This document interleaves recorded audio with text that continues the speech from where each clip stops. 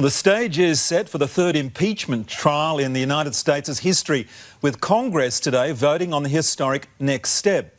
President Donald Trump was busy signing the trade deal with China, only stopping to slam the proceedings as a hoax. The articles of impeachment signed, sealed and almost delivered. Leader of the House, Nancy Pelosi, using more than a dozen pens to sign the documents, creating souvenirs for fellow Democrats. The impeachment articles then carefully carried by House impeachment managers from Congress to the Senate. But Senate Republicans told them to come back tomorrow for the formal presentation.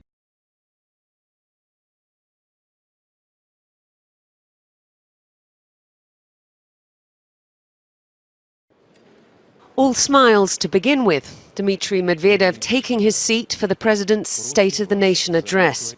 His face not giving much away as the president outlined a series of constitutional reforms which would shift the balance of power in Russia, potentially providing a role for Vladimir Putin when his presidential term expires in 2024. Hours later, this surprise announcement.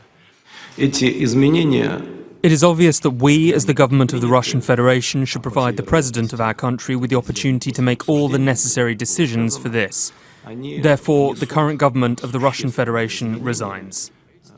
The government will stay on for now, but Mr. Putin has already picked a new prime minister, the head of the Federal Tax Service, Mikhail Mishustin. He's not a political heavyweight. It's clear who'll be calling the shots.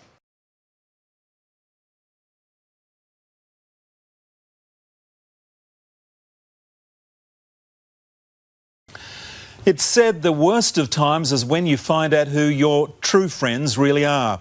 In recent weeks, Australia's friends have responded quickly and with generosity to our bushfire disaster. Today, 2 plane loads of helping hands flew in from Japan.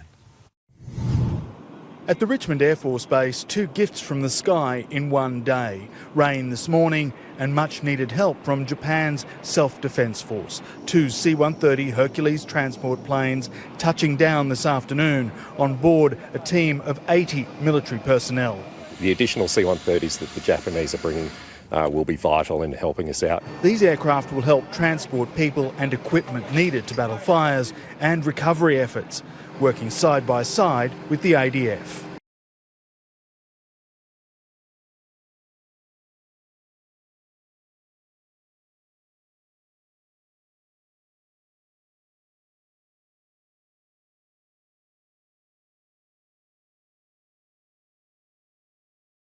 Well, this is a lawsuit that's actually notable not only because it says that he was still continuing that abuse, but also because this is the first time that we have seen a government entity filing a lawsuit against Epstein's estate. And this one specifically comes from the U.S. Attorney General of the Virgin Islands. And she says that she wants to take those 2 private islands, both Great St. James and Little St. James, she wants them seized. And she wants all of these shell companies that Epstein has in the Virgin Islands, she wants them dissolved, and she wants to take those profits and give them to the victims on the basis that they were all helping to carry out this sex trafficking scheme. And now she released a statement, which I want to read to you. And in this, Attorney General Denise N. George said, quote, "We will not remain complacent and we will enforce our laws whatever way we can. It doesn't matter the social status of the person, it's that the laws apply equally."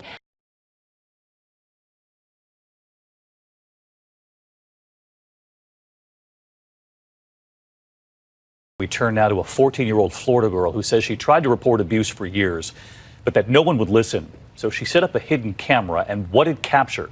The video you're looking at was recorded on hidden surveillance cameras installed by a brave 14-year-old girl. To understand what you're talking about. She told police people did not believe her claims that this man, 47-year-old Damon Becknell, was physically and verbally abusing her. The girl's mother asking us to hide the teen's face. The Okaloosa County Sheriff's Office in Florida looking at this video from late December. Just watch. The man threatens the dog. I'm not putting up with you. The girl begging him to stop. Stop! Police say the video also shows the man headbutting the girl. I know more than you do. Tonight, Damon Becknell is facing charges of felony child abuse and animal cruelty.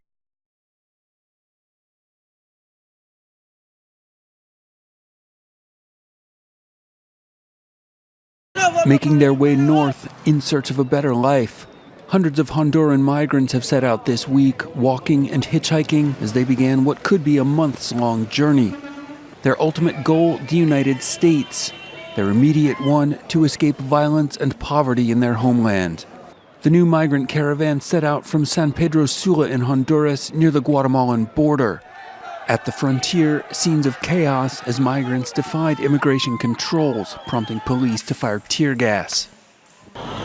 Further on, groups of travelers were detained by Guatemalan police before being driven back to the border. Under pressure from the Trump administration, Guatemala has implemented a controversial deal designating it a safe third country, meaning that migrants who wish to seek asylum in the U.S. must first request it there.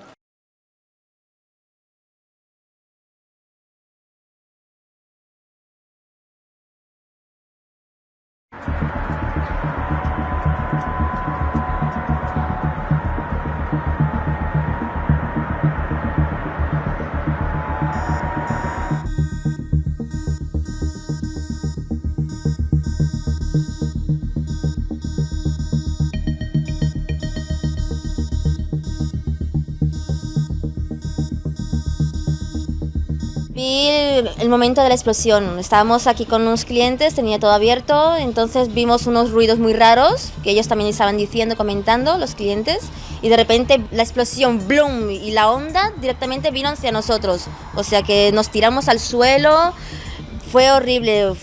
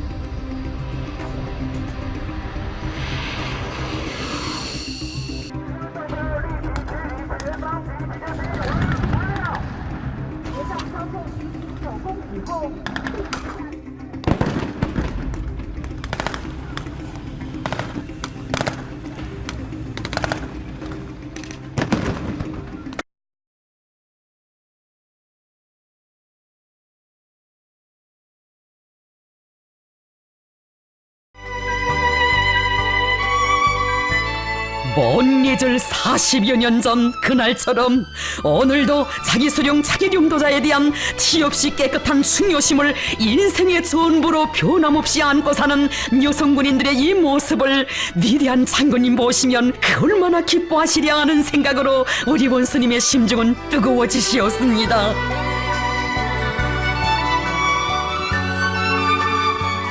그처럼 두고두고 잊지 못하시고 생전에 늘 회고하시면서도 끝내는 이곳 중대를 다시 찾지 못하신 우리 장군님의 그 아쉬움까지 모두 합쳐 여성군인들에게 뜨거운 오보의 사랑을 거듭 베풀어 주신 경의하는 최고 용도자 동지.